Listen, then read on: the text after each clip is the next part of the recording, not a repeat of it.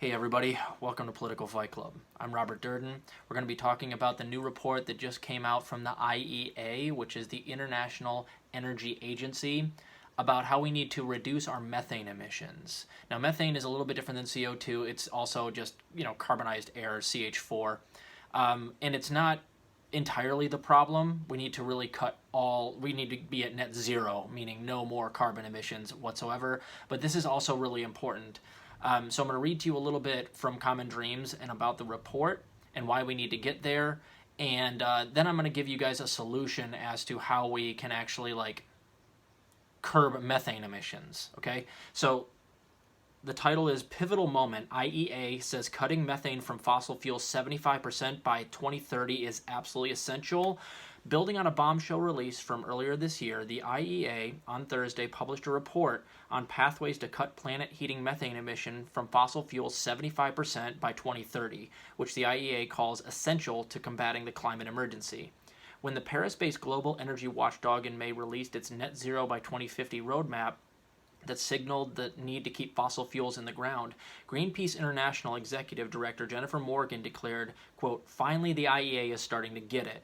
While discussions on greenhouse gas emissions often center on carbon dioxide, the focus of the new report, Curtailing Methane Emissions from Fossil Fuel Operations, Pathways to a 75% Cut by 2030, is up to 87 times more potent than CO2 over a 20-year period. Methane, which is more potent than CO2 but also disappears more quickly, has contributed to about 30% of the global rise in temperatures to date, the report says, and curbing these emissions is the most effective means available for limiting global warming in the near term. The report says, emissions from fossil fuel operations present a major opportunity in this respect, since the pathways to reduction are both clear and cost-effective.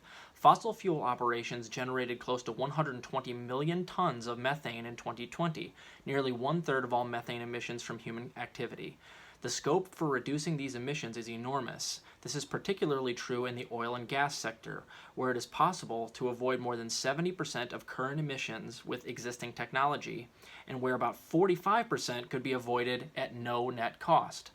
Reducing fossil fuel demand alone will not do the job quickly or effectively enough, which means early and concerted abatement efforts by governments and industry are essential. Under the IEA's net zero emissions by 2050 scenario, methane emissions from fossil fuel operations would need to fall by 75% between 2020 and 2030. Only about one-third of this decrease is the result of reduced consumption of fossil fuels, principally coal. Most of the decline comes from the rapid deployment of measures and technologies to eliminate avoidable methane emissions by 2030. Now we're going to read a little bit about what Joe Biden thinks about all this. And if I may, we were just talking on a recent episode about how carbon capture technology is utterly a failure and an embarrassment in terms of its efficacy. We talked about that Rockfin exclusive episode that these carbon capture refineries or factories that they have, they can work for a year and only pull 3 seconds worth of our actual production of carbon out of the air. So it has to work for a fucking year just to do that 3-second silence I just gave you and pull that amount of production of carbon out of our atmosphere. So that's embarrassing. But I know what you guys are thinking, is there a big machine that we could build to pull methane out of the air? Now, as you guys know, one of the other things that produces a lot of methane is actually the cattle industry, because cow farts are methane. And since we produce so much red meat in this country, it is actually one of the things that contributes to global warming, is the fact that we have just so many cattle. And of course, there's a discussion to be had on whether or not we can move to more vegetarian or vegan diets in this country. As a doctor, I'm all for that. And that would also help us to get off of red meat and therefore help the climate. But is there any way, if we could maintain some of the cattle, is there a machine that we could build that would basically inhale the cow farts right out of the air? Actually, there is a machine that exists that does exactly that.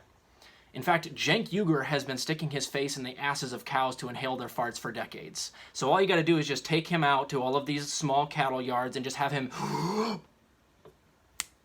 Problem solved. And I know what you guys are asking yourself. Did you just do this story so you could make fun of Cenk Uygur for inhaling cow farts as some sort of like aphrodisiac? I don't know. Did I? Anyway, back to the actual news. Unveiled last month during an event hosted by U.S. President Joe Biden, the pledge aims to reduce all methane emissions worldwide at least 30% by 2030. So that's typical Joe Biden. We know we need 75% minimum, and he's like, oh, well, I'm progressive. I'll just, I'll go less than half of that. And you know that half, less than half, is going to get dragged right down to about 10% or 5% or whatever, because he lets Kristen Sinema and Joe Manchin dictate exactly where these things actually have the lines drawn. So I digress. Though climate campaigners charge that it doesn't go far enough, the agency's statement noted Thursday that if the world achieves the 75% cut in methane from fossil fuel operations as described in the new IEA report, this would lower total human-caused methane emissions by 25%, and so would go a long way to achieving the aim of the global methane pledge. Jonathan Banks, Clean Air Task Force's International Director for Superpollutants, said that the IEA's report, quote, makes clear that making substantial cuts to methane emissions from the fossil fuel sector is the lowest hanging fruit on the global climate policy. Now that's, again, so it's just like the easiest thing that we could possibly do, and it would help so much, and Joe Biden has no intention of even going halfway to that. So it's also an indictment of how shitty Joe Biden is, and it's also an indictment of the people that voted for Joe Biden that seemingly didn't see that he was just going to let the world burn, same as Trump, right? Because, of course, the climate race, this ain't a marathon, it's a sprint. It's like you're trying to score a touchdown and you have 100 yards to go, right? And you put Trump in as quarterback and he gets you to the 4-yard line, your own 4-yard line. You put Biden in and he gets you to your own 8-yard line. Neither of them breaks the 10% we need to actually score a touchdown, and yet all the shit libs go and say, oh, well, Biden got double as much done as Trump did. It's like, yeah, but neither of them fucking got out of their own red zone. So anyway, no, that's the takeaway. It's not that, I don't want you guys to think that I'm just going out there to poke at Cenk Uygur and I picked this this report here just so I can make a joke about him inhaling cow farts. While I do love that, this is important. So, and we need to push Joe Biden, and we need to make sure as much of the climate provisions that were promised to us are included in the infrastructure bill as possible. And then, coming full circle, that's also why we got to fuck with Joe Biden, and particularly Kirsten Sinema and Joe Manchin. So, that's what I have to say about that. Please read the entire article. It's not a very long read. And I will, I'm doing another episode tonight, the roast that is Rockfin exclusive. Now, this is the jokes that I told you are too raunchy or disgusting for YouTube. I literally have them written on a napkin here. Got a whole bunch.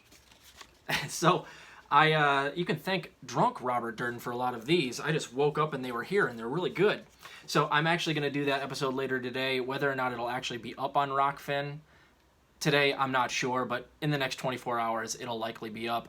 So, if you don't like the idea of me savaging Mitch McConnell, Tom Perez, Mitch McConnell again, Nancy Pelosi, Anna Kasparian, Cenk Uygur, Anna again, Herman Cain, Ben Dixon, Tim Black, Vosh, Sheldon Adelson, Herman Cain again, and David Koch. I mean, there's more than that because I'm going to write more before I actually film it. If you don't want to hear those people get absolutely destroyed in a roast that is basically borderline censorable, you might not want to tune in for that Rockfin exclusive video. Keep fighting the good fight out there, guys. I love you.